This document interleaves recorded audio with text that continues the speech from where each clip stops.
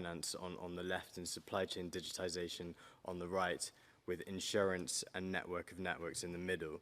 We've then split this out into further parts, which you can see by the different colors. So from shipping and freight related projects to trade documentation digitization projects, leading to my avocado problem earlier. With this, we've added various underlying technologies such as Hyperledger Fabric, R3 Corda, and Quorum to help readers differentiate the key tech infrastructure, and we'll be discussing both interoperability between networks and also standardization on our panel session very shortly. Finally, we've analyzed most projects in terms of what the current stage of maturity for the various DLT projects is actually at, from the conceptual ideation phase to the proof of concept and production phases, right through to fully live and running. What's interesting here is that in our opinion, none of these act as a fully live and running and well established in the market yet. In fact, most are between the pilot phase and entering into production, which shows that the industry is still very early on in adoption and there's much more to come.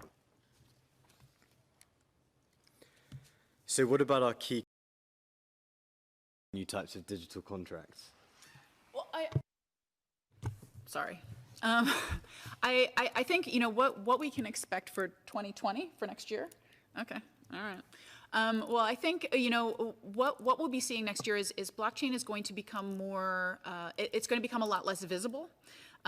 So it's going to be used already, and you might not know that you're using it, right? So people will say like, oh, I'm a small and medium-sized enterprise, I don't use blockchain. Well, your bank uses it, and you make sure I get that data onto the blockchain. That's something we should focus on, right? Building out the API infrastructure. That makes perfect sense.